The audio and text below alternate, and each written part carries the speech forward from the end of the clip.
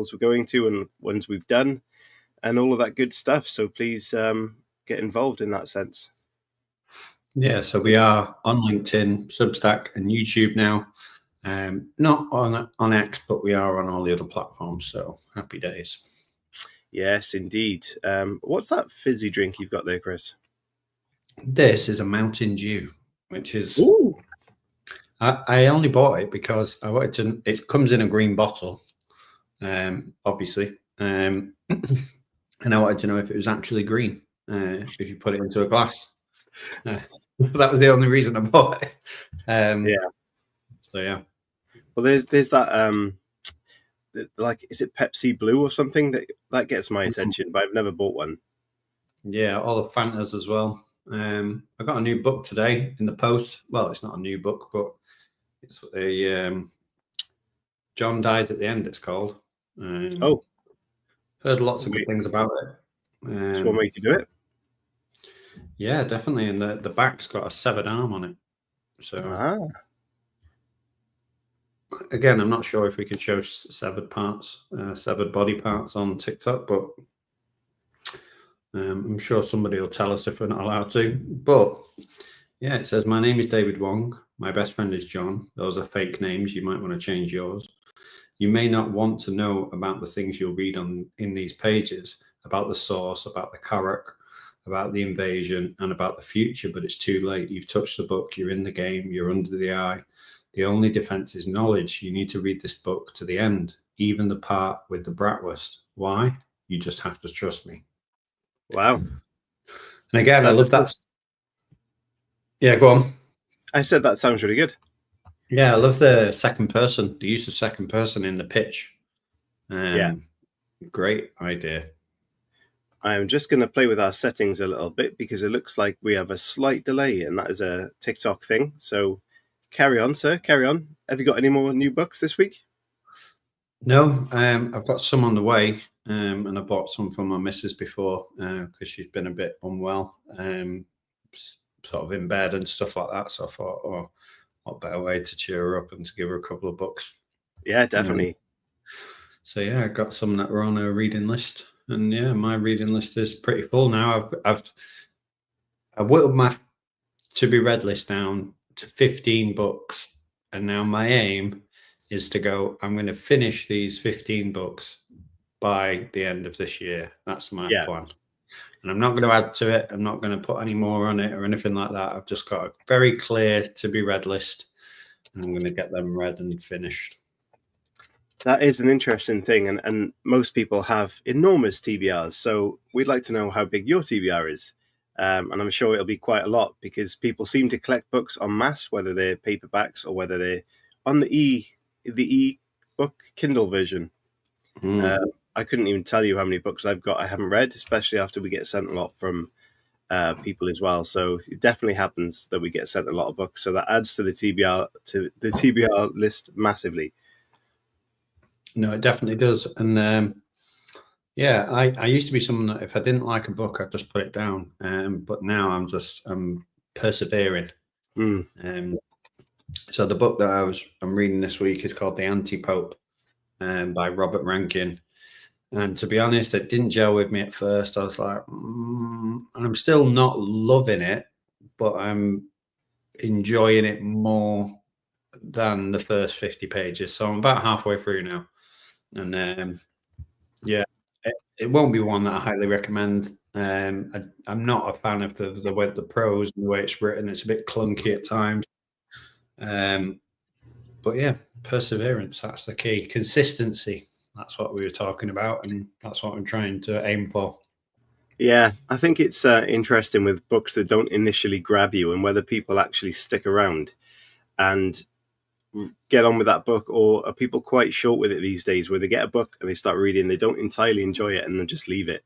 I'd be really interested to know how many people do that, or whether they've got the perseverance, like you said, and they start reading and they're not into it that much, but they stick with it and they find out they've got a great book on their hands. Yeah, and a lot of the books that I've been picking and reading are parts of series. So they're like the first book in the series. So now I'm like, well, if I read one book in the series and I don't really enjoy it, do I then have to read all the others? because there could be some good ones in it, or do I just stop at the one and go, do you know what, that series wasn't for me? Yeah. Yeah, it's tricky, isn't it? Especially when you've got a series. If the first book is not grabbing you, I think there's some sort of fundamental error there. If that, maybe it's just a one person thing. They don't kind of like what you've written, but if it's an actual trend, then I think you need to have a look at that and maybe revise it. If it's going to be the off putting factor of an entire series, then it definitely needs to be addressed. I genuinely think that all books and TV shows and everything like that should legally have to stop at 3 if they're in a series. And, you know, that's my sort of out there opinion. And I wonder if anyone watching has a very strong opinion in the opposite direction. But I think 3 and you're done. Because all the series and books that I've read, I could probably go, yeah, the first 3, I'm happy with that. Let's box it off. I can't think in my head of anything that's gone to a season 4 or season 5 or book 4 and book 5 where I've gone, yeah, that's what I was waiting for. That's been a great one. But people may disagree with me, and if they do, then great. Let's have some people in the comments talking about that. Yeah, well, Majango just followed us. Thank you for doing so. Yeah, we're on a mission to get to 1,000 subscribers. We've quickly got up to 601. So yeah, thank you for that. Keep them coming in. But also, yeah, I wonder. I think I would happily take on a book series if I saw it was a series of 3. But if it was a book series that had like 10, 12 books in, which we know happens, and we've had authors on the show that have discussed that, I'm not entirely sure I'd be able to take that series on, and it could be the best thing in the world, but I just don't think I'd want to based on the fact that it's 12 books long. Yeah, some people love them as well. Some people love, like, you know, a 12-book series. Again, I'm thinking like Michael Connolly. He's got the Harry Bosch books. There's so many books in that series. But I'm going to fall on my sword by saying the first 3, if you had them, you would still be just as satisfied as if you had 15, in my opinion. And I don't think books that go over that, or TV shows that go over that magic 3, I don't think we're gaining anything from it, to be honest. And I would get rid of them. I've happily got into TV shows that are over 3 series, but it's different for me when it comes to books, and that's just because I find myself being an on the go person so often, and potentially audiobooks is the way to go for me in that sense. But TV shows, I think maybe 6 is good. Anything over that, like you're looking at The Walking Dead, which I painfully stuck through for so damn long, and now we've got the spin-offs of The Walking Dead, and I just kind of wanted them to wrap that up. Robert Kirkman to wrap it up. Maybe I'm talking 6, 7 episodes, seasons in, and that's it. But we're on like 12 plus spin-offs, 3, 4 different spin-offs. I'm like, it's just too much. I mean, you're talking 12, 13 years of a show. Yeah. I just think you're stretching the original idea too thin when it goes over that 3. If you think about like films with the Star Wars series and the series of films, the first 3 were seen as classics, originals. Everybody loved them. Everything else has kind of been hit and miss. Yeah. But I do genuinely think it's the same with books. I mean, I'm looking for series of books, and obviously I don't really want to get too much into it, but I'm not naming any authors' names, but I do think that if I had the 3 books in that series and I'd read and enjoyed that series, that would be great, and that would be enough for me. I don't think books 4 and 5 are really doing anything different other than sort of rehashing the same ideas and stuff. So yeah, 3 for me, and then out you go. That would be my philosophy. Yep, I just shared another treasure box on TikTok. I still don't know what they do. But we were just chatting. There's a few people joined us now, so thank you. Chris was talking about his TBR, how big his TBR is.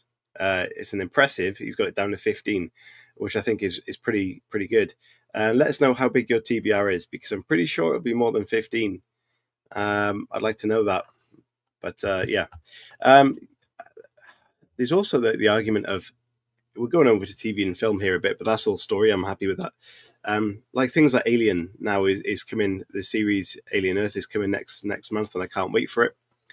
We've had loads of spin-offs and things like that from the 80s, but especially with film, I feel like we're getting regurgitations of stuff that we all grew up with constantly. The Fantastic Four's coming out again, and all the Marvel films just keep going and keep going. And I think like we're getting almost cheated out of, original films. And what we heard on the show was one of our previous guests that, say, a big publisher wants to pick up a film. What they'll do is they'll have 3 slots, perhaps. They know one's going to be a Marvel film. They know one that they've already got an idea for. And then there may be one lucky indie script out there that gets picked up. So the odds of us getting those scripts out there are so difficult. But I think it's tough. I think very difficult for original content to break in, especially when the movie, production people know if they release another Fantastic Four with new cast in it, regardless of how good it actually is, they're going to get a lot of people come and watch it. Yeah, like Ted Lasso, for example. I loved all 3 seasons of Ted Lasso. In my opinion, it was perfect. And now they're doing a 4th season. So I'm very skeptical about that. I'm like, oh, you kind of, in my mind, sort of finished the narratives of the characters.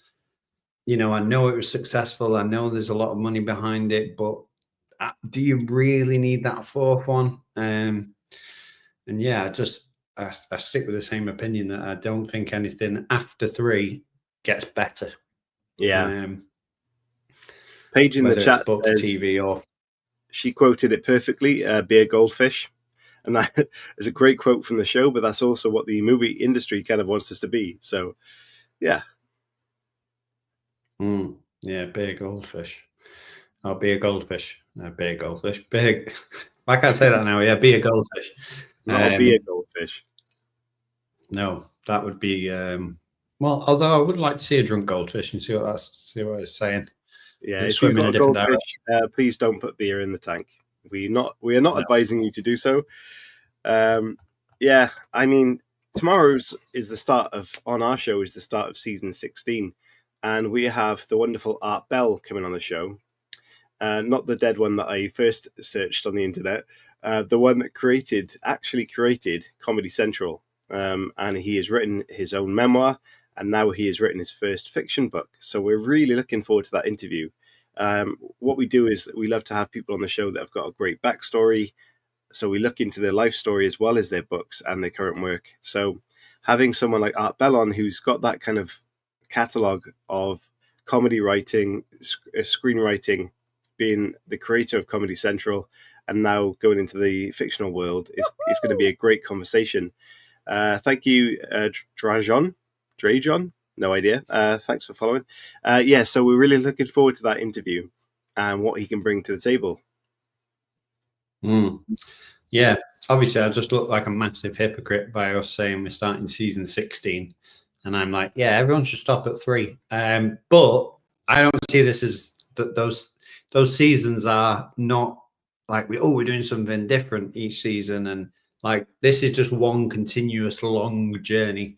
To try and find out the best writing advice. That's how I see the show, and that's why it's a little bit different. That is we've true. Never had a guest on more than 3 times either, and I don't think we're likely to have that either. Because obviously we have over 360 interviews there, and we've not had a guest on more than twice. That's a real kind of statement to what we're doing there in the show and producing content for people to see and learn from. So the reason we break it into seasons is for no other reason than for me to actually be able to kind of catalog all that in a way that's manageable for viewers and for me. So yes, seasons are purely there for that. Yeah, but TV shows, film, or books, I think 3 and you're done if you're doing a series, in my opinion. Yeah. I tell you which one I will do, because we've never had this guy on the show. The Dexter series. Both books and shows, it got a bit ridiculous after season 3 or book 3. Again, I feel like if you could delete those from history, I don't think I would have a longing to be like, oh, where's some more? I'm just trying to get in my blurring again. I'm deblurred. Yeah, I think shows like that are great for the people who read the books and for the people who haven't read the book. So a lot of shows have been made from books lately over the past couple of years, and it's really good to see.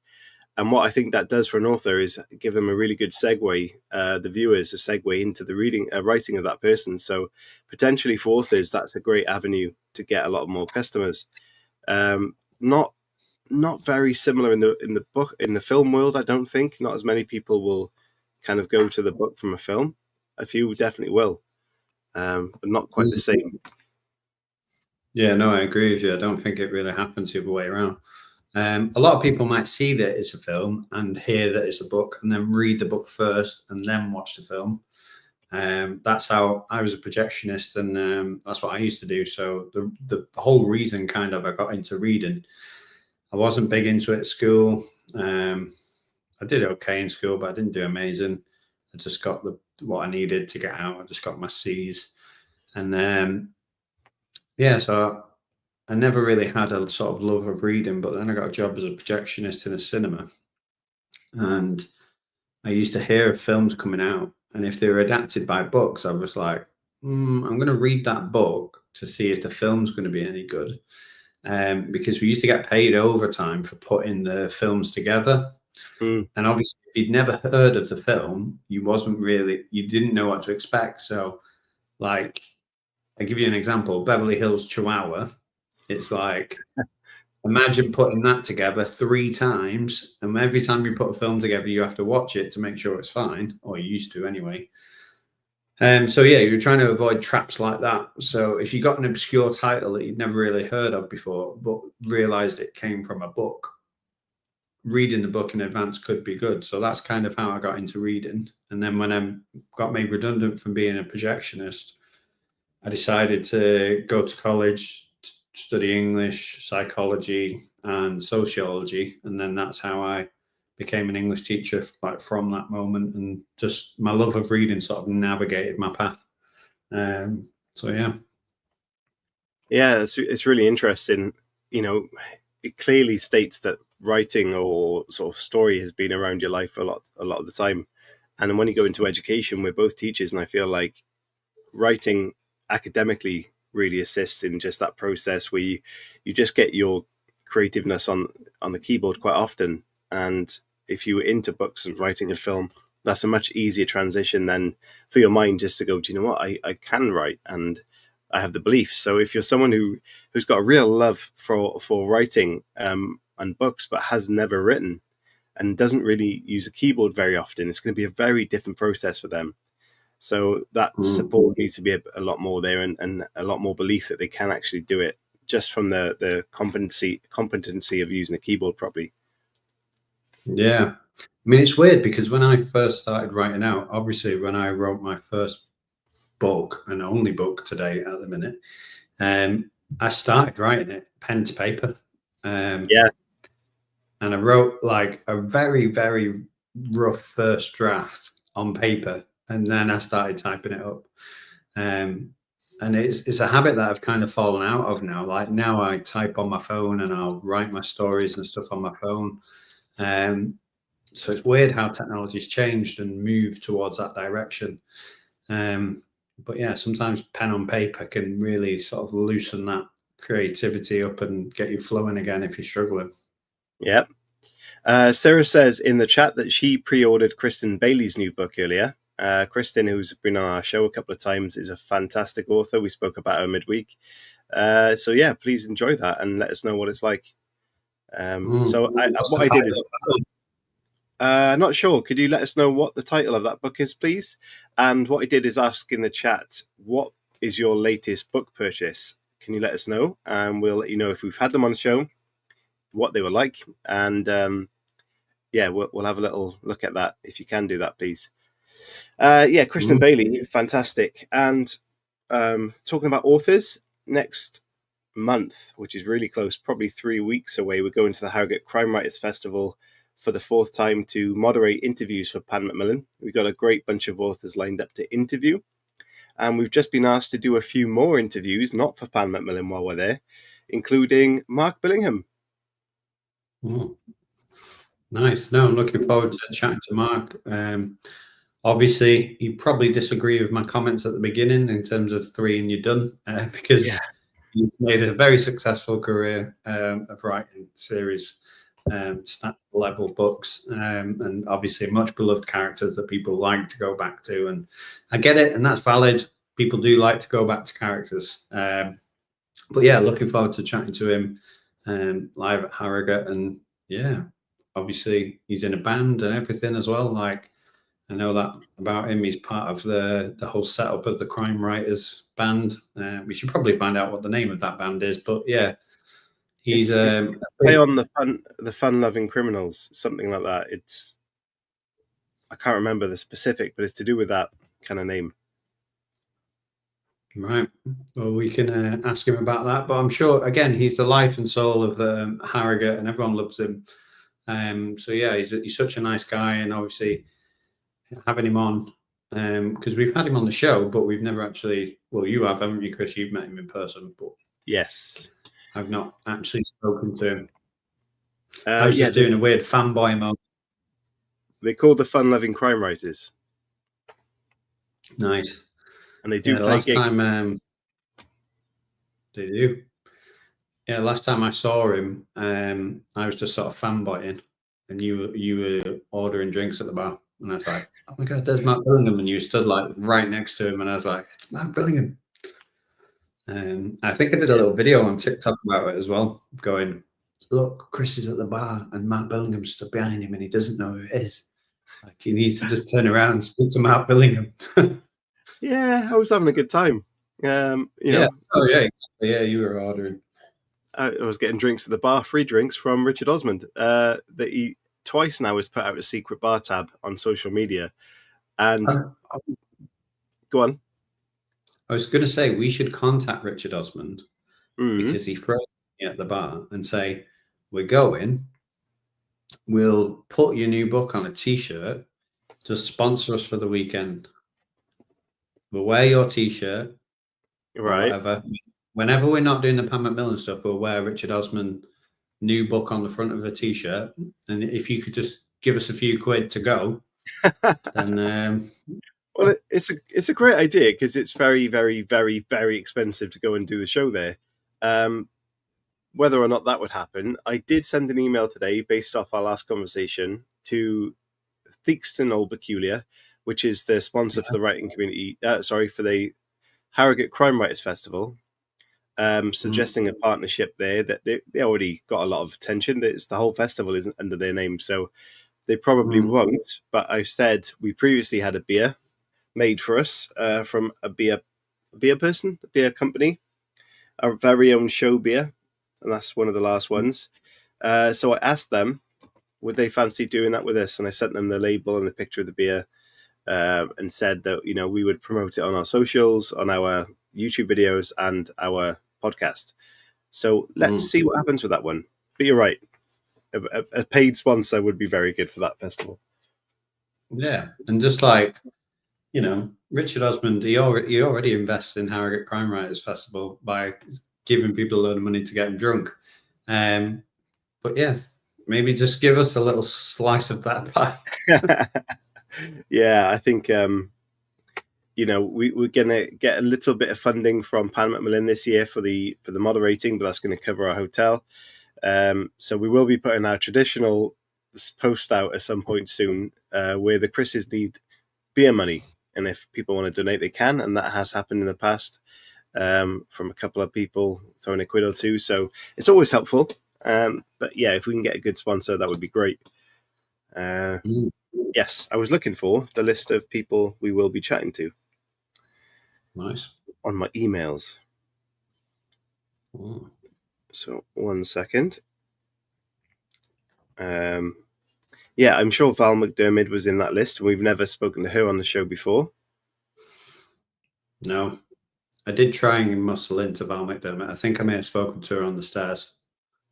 Very, very. Yeah. Oh, man, it's going to take me a while to find this now. I've got too many emails from people. Because there's two that run it. Val McDermid is heavily, heavily involved. And there's another writer, lovely woman. I can't remember her name, but she was big with Rob Parker. Rob Parker knew who she was, and they were walking around with branded T-shirts and things like that. And she was organising a lot of stuff. I know exactly who you mean.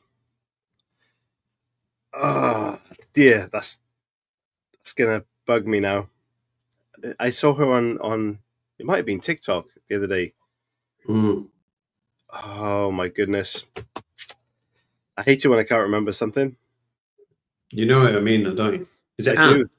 Anne and Boltwitch, something like that. Boltwitch. Yeah, that makes sense. Boltwitch. Oh, I can't remember. It's I'm sure it's got an X on it. Boltwitch. Yeah, maybe. Boltwitch. What am I looking at? Yeah, she was again lovely, and I remember one of my favourite things actually last time we went was when we met Matt Wesolowski. Yeah. In that little tiny bookstore, and we just saw him with his partner. Like they were walking down the street, and I was like, "Oh, it's Matt," and he was dead nice to us. And he was like, "I'm just going to a bookstore signing," and then we interviewed him in the bookstore, and he was signing books, and then he left, and then someone came in who we then interviewed, and I can't remember who that was. But Matt Wesolowski went out, and then another offer came in. Yeah. Do you remember I'm not that entirely bookstore? sure who that was. Yeah, I do remember the interview, but I do not remember. Because I remember I did the first one with Matt Wesolowski, and you did the second one with somebody else. Oh, I just forgot a new email. An email we had a couple of weeks ago, and so we go into the reception drinks at Harrogate at 3:00ish, and then from 4 to 5 we are going to Mark Billingham's 25 years, 25 bestsellers at Harrogate, and that's a little event we go into as well. That's cool. Yes, so we'll be able to interview him based on that. Yeah. And 25 bestsellers. That's insane. It is insane. Good on him, though. Like, it's a great achievement. Certainly is. Right, I think like I've got the... to still feel imposter syndrome after 25 years and 25 bestsellers. I'm like, I think you're all right, mate. I think you'll be good. Yeah. Definitely. Oh, wait, I can't find it. It's going to drive me crazy. He could literally put out a book that was just his shopping list at this moment in time, and he'd still be all right. He'd still get some readers. So yeah, Mark Billingham, take some confidence, and we're looking forward to chatting to you at Harrogate as well. Yeah, I am really looking forward to that, and it's great that we get to chat to him, because normally what happens is we get the invite from Pan Macmillan to do the interviews, and it's their authors, which is great, and that's what we love doing. Oh, I found it. But it's going to be a case of interviewing other people, which we do anyway. We walk around the festival, and what we want to do is give everyone an insight that can't be there or who's never been there, exactly what it's like, and get some bonus tips and videos in there as well. Friday, we will be moderating or overseeing a few interviews and conducting some. So we'll be Sarah Hillary Sarah Hillary will be interviewing Lynn Anderson. Ellery Lloyd, which is someone we've interviewed before. Ellery Lloyd is two people, and it's gone out my head. We will be interviewing Ellery Lloyd and Nikki Allen, and then we'll be interviewing Chris Ewan and one other guest who we've interviewed Chris before. And then on Saturday, we will be overseeing, introducing everything. Steph McGovern interviewing Laura Shepherd Robinson, who you told me before was?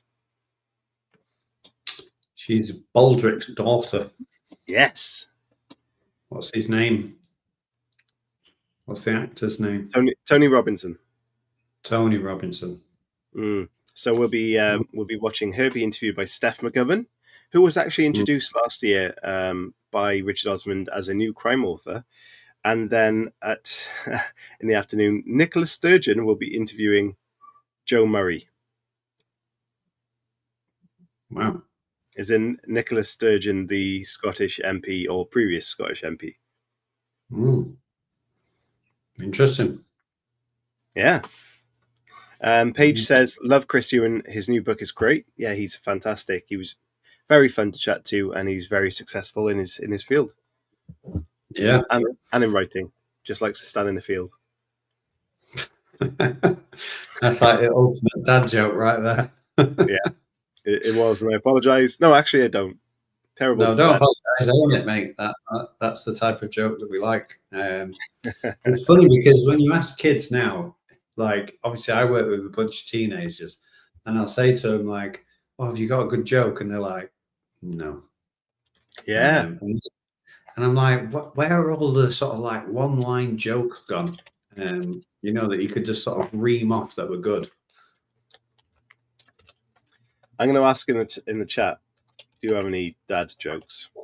And let's see. Best dad jokes or granddad jokes. Like one of them was oh, my back. Oh, I can't remember it now.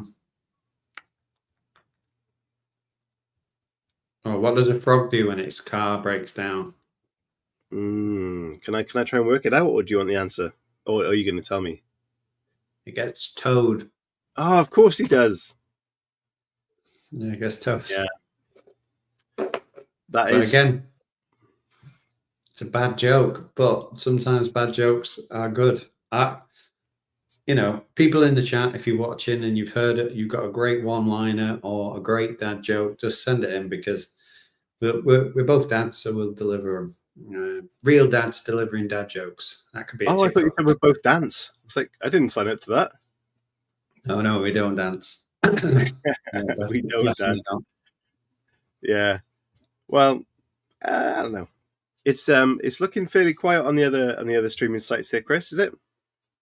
Yeah, we've had 1 and then 0 people watching. And yeah, see, as I literally said that, they disappeared. You scared them off. Well, yeah, it's like, okay. Oh! We've got a steady 5 in TikTok, so it's great to have you here. And we want, if you've got writing questions, we've been hosting the Writing Community Chat Show for 5 years. We have over 360 interviews. So if you have any questions about the art of writing, or I don't know, publishing or editing or how to get your book out there, anything like that, then use us. We've got a lot of knowledge we picked up over those interviews. Okay, Sarah has a dad joke. Nice. It is, I'm writing a book about glue, but I'm stuck on the first chapter. Brilliant. That is a good dad joke. That is a solid dad joke. I can get the sound effects in here somewhere if I can find where they've gone. Where's that? Yes. Brilliant. Just for you, that was. Like it. Yeah, keep them coming. There's 5 people. 5 people. Like, I was thinking about this week because I've been teaching comedy in terms of writing comedy, like comedic stories, and like, what is comedy and why do we laugh at it? So in order to teach it, I've obviously had to try and pull it apart.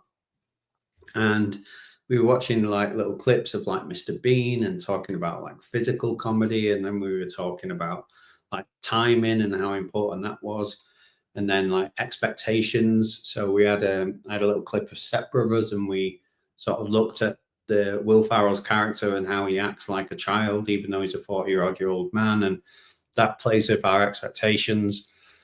And yeah, it really got me thinking, like, how do you be funny on the page? Because I'll read a book by like a comedian, for example, Bob Mortimer, keep mentioning him. But I probably laughed about 5 times in his whole book. Okay. And it's considered a comedy and a funny book. And obviously he's a very funny man, and you could watch him on TV and laugh multiple times. But I think it's harder when you try and write comedy. Right. Yeah, I get that. And for me, the best comedy, like, comes from the unexpected, something that you're not expecting. So like a kid this week, I won't say his name obviously, but he wrote a story about a pilot who was scared of heights because he was talking about having a contrast.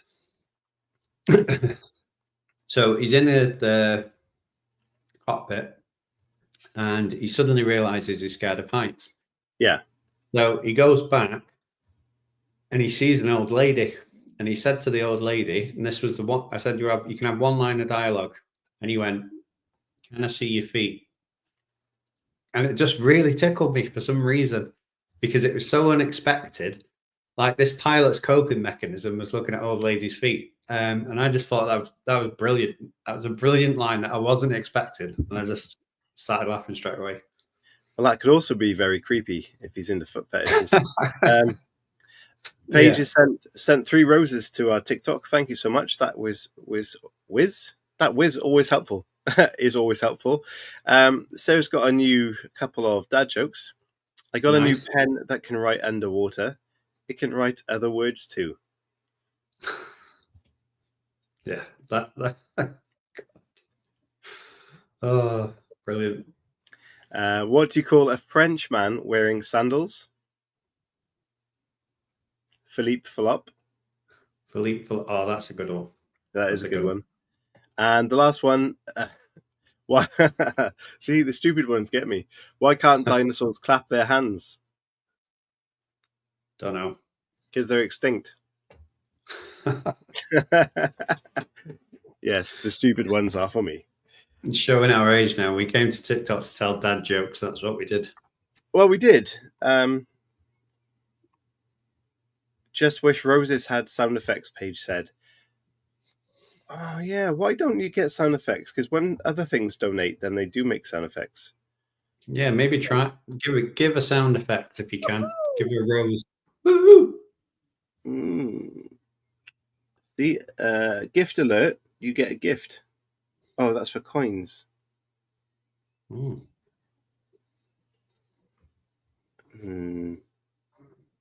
So can I change that? I don't know. I will work on that. But if you do it again, I will just play a random noise for your rose donation. Yeah, she blew a kiss. So nice. I think I know Paige, and there you go.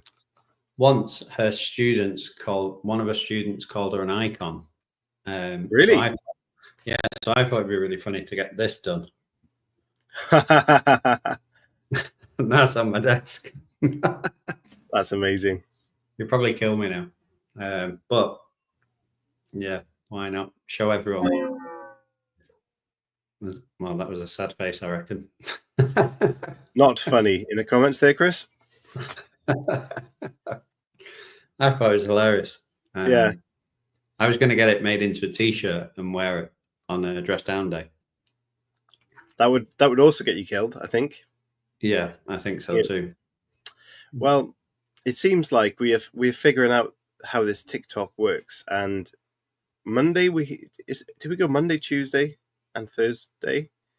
I think Monday wasn't that very busy. Tuesday was very busy, and Thursday has not been very busy on here or on the other socials. No. Thursday seems a little bit like the Rank Community Chat Show dies at the end. Yeah, maybe I could read the first line. Do you reckon I'd get sued if I read the first line? Is it a proof? No. Well, why don't we do a first? Why don't we do? We could review it, or we could do a little reading each. Yeah, I've got 1, 2, 3, 4, 5, 6 books here. I'll read the first line of each one and tell me which one you're drawn to.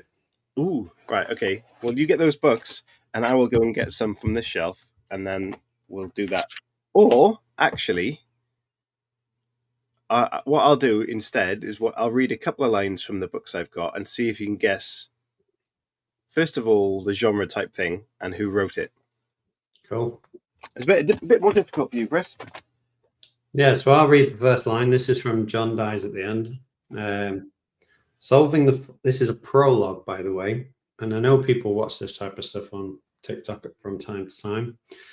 Solving the following riddle will reveal the awful secret behind the universe, assuming you do not go utterly mad in the attempt. So, I'll read that again because I messed it up. Solving the following riddle will reveal. God, why can't I do this now? Let's start again. Solving the following riddle will reveal the awful secret behind the universe, assuming you don't go utterly mad in the attempt. That was John dies from the end, or at the end. This is from the Necromancer. First line here. No prologue in here, go straight to chapter 1. So, chapter 1, in which a scientist visits hell and a deal is struck. That's the first line. Lexicon. First line. He's coming around. That's it. Dialogue. Straight away. We were told on Twitter, that you can't use dialogue as an opening, but Lexicon just did. Crooked. I'm back. The Oval Office always smelt of cigarette smoke, of medicinal disinfectant, and a faint undercurrent of sage. That was Crooked.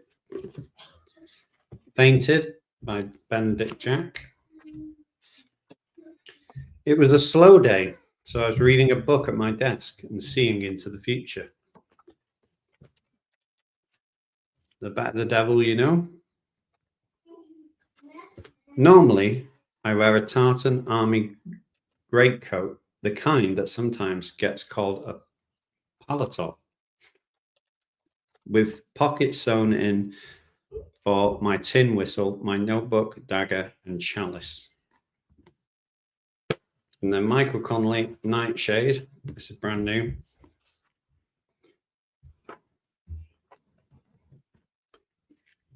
The marine lawyer was as thick as cotton and had formed a 1,000-foot wall that shrouded the entrance to the harbour. See, I like the sound of that one.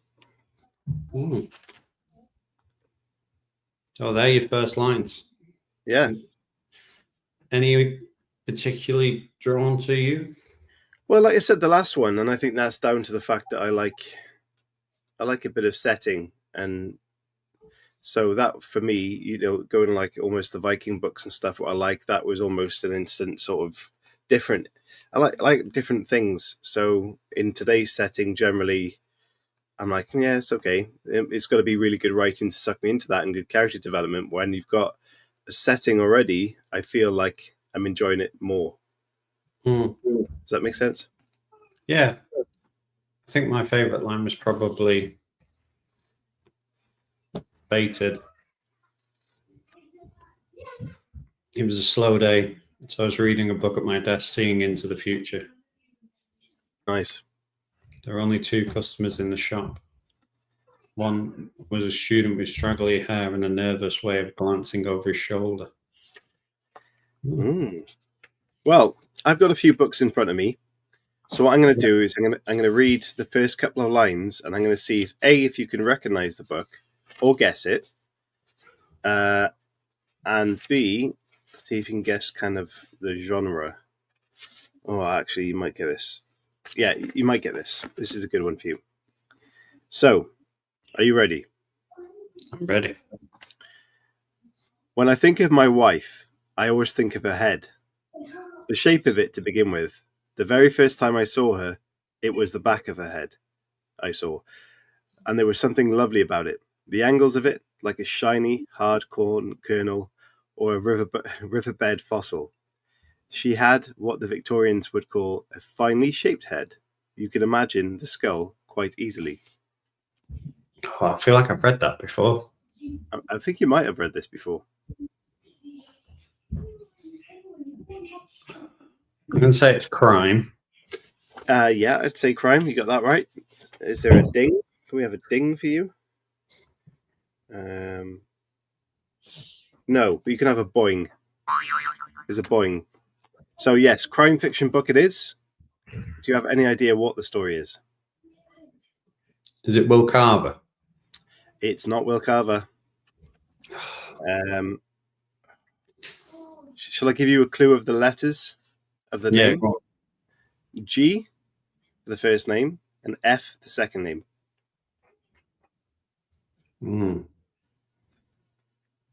That's not helped. No? I'll spell it backward and see how long it takes you. So the second name, N. N. Y. L. F. Oh, it's Gillian Flynn, and it's Gone Girl. Correct. I'll give you a round of applause. It is. Yeah, I definitely heard that before. Yeah. Where was that from? Was that an opening line or? Well, the prologue, ignore that bit, and it was part one. So that bit. Nick Dunn. Great book, that. Really good book. Okay. You might not have read this, but you might have. Let me get to it. Do you want the prologue, or do you want to get into the story? Yeah, page one. Page one. There's a bookmark in it. Random 17. I have no idea what that is. Nice. Okay. The top of the page, it says number 1, and then it says Anna.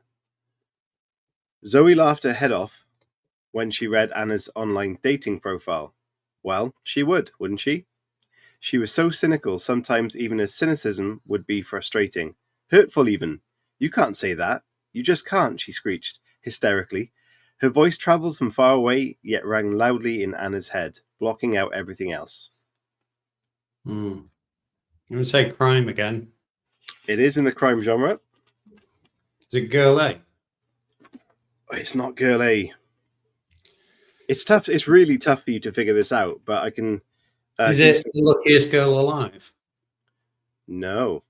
It sold 3.5 million copies. Anna. It says on the front, I thought I knew you, but you're a liar. It's by someone who is a Sunday Times bestseller and who we have had on the show.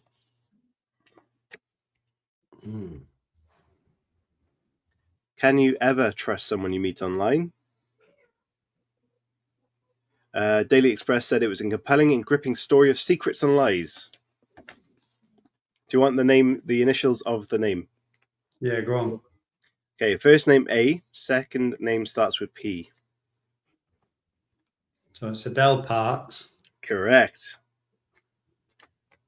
I'm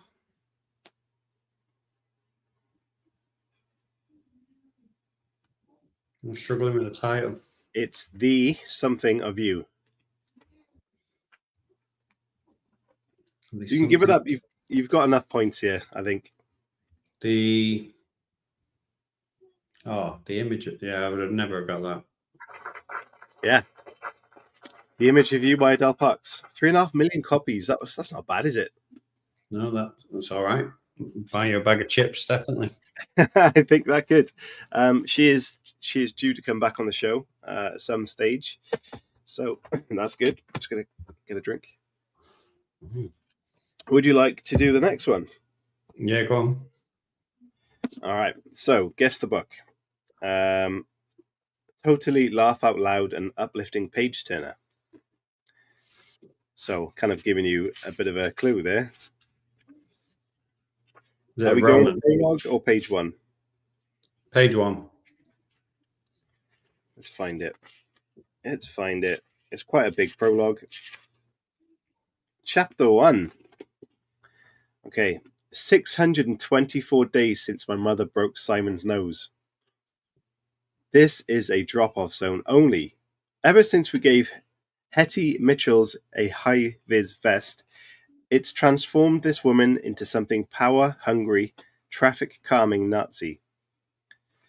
I watch as she dictates the parking law to a man in a 4x4 who has no problems parking up, removing a child from its car seat and strolling into school. Move your car, please. Make me. What are you going to do? Write me a ticket, he replies. Say Kristen Bailey. It is. And it's a rom-com. Well, yeah, we got that. And it starts. did my sex life shrink in the wash? No, it's got quite. Well, actually, I'll give you the. It's in the title, and it's not. What did he say? Stepdad? No, did my sex life shrink in the wash? No. So it's the word husband is in the title.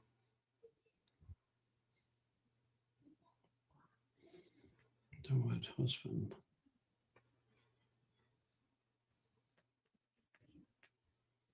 You passing? Yeah, I'm gonna have to pass. I can't remember. Yeah, that is give. Can I give my husband back? Which I'm sure many people have asked. Yeah. Can I give my husband back? Yeah, I may have gotten that, to be honest. Kristen Bailey, can I give my husband back? My wife thoroughly enjoys her books, so if you're into It's rom-coms, interesting though, because I got it was Kristen Bailey straight away because it was a real world setting, and she always starts like funny, yeah, and draws you in that way. right. This one is covered in dust. We've had it on the shelf for quite a while since we had this one, Chris. Okay, what shall I say without giving it away? This is the book of 2021 by the Daily Mirror. It says, oh, I actually can't say that, give it away. Here we go. The back says, from the Daily Express, no, sorry, from Heat, everything 50 Shades should have been.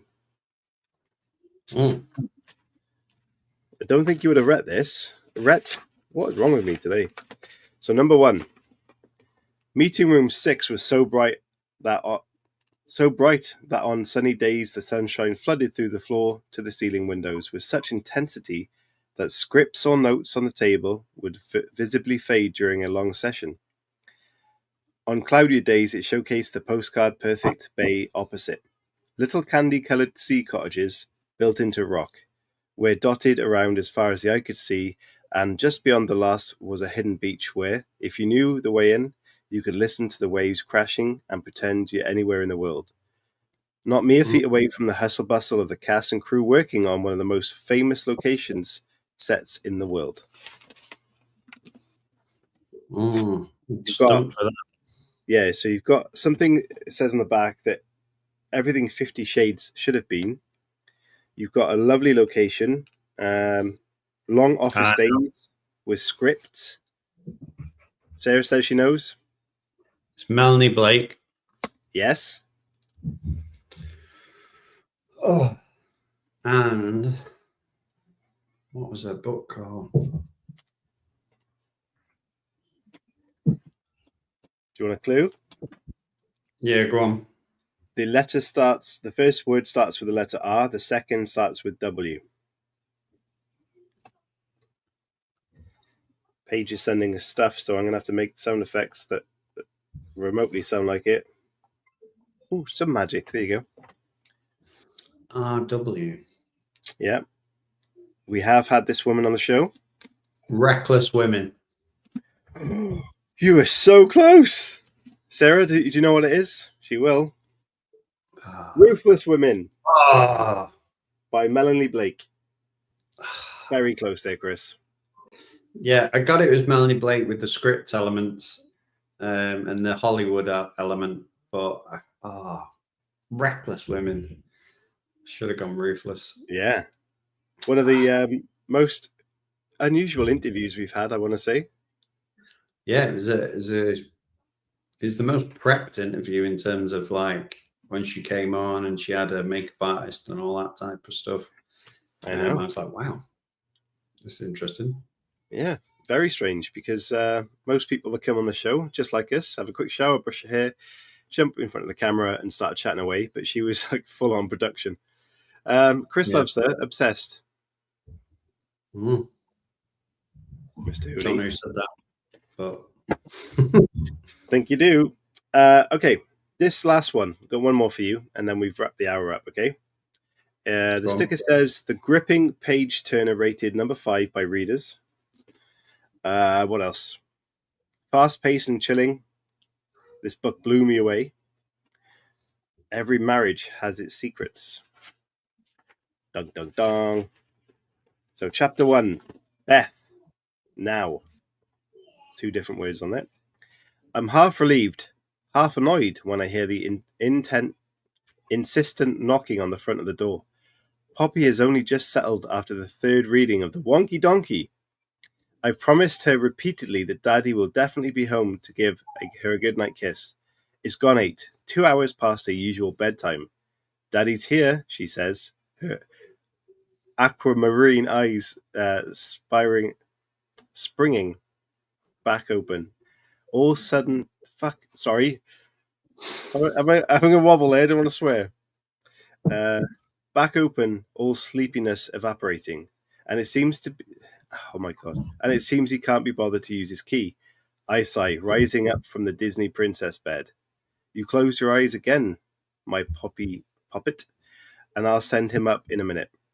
I run my index fingers from the bridge of a tiny button nose to the tip. That was a terrible reading of that, sorry. Again, I feel like I've read that. I think you might have. You could have read that. Like I said, it's... I think we have interviewed her as well. From start to finish, a page turner. They're saying he's a monster, and they're saying she knew. Serial killer's wife. Hey, well done. Round of applause. Yeah, well we definitely have interviewed her. Yeah, Alice Hunter. I'm sure we have. Yeah, again, serious. Yeah, I got the writers. I could tell from the style. Interestingly, Sarah said she bloody loved that book. Paige said I didn't like that book. And Sarah said the TV adaptation was pants.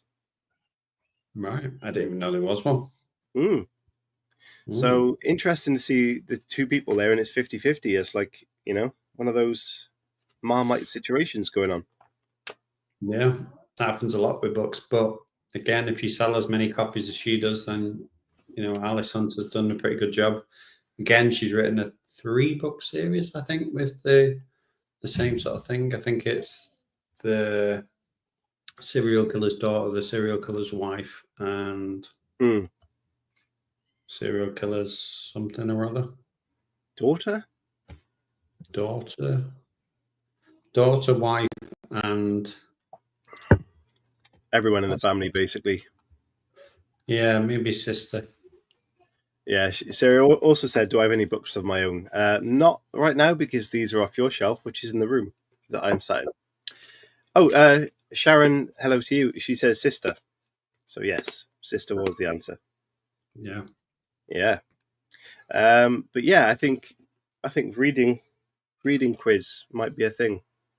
Yeah, people can play along and see if they get it. Yeah, Sharon, she says late again. You kind of are, because we're literally about to wrap this up, and I'm really sorry.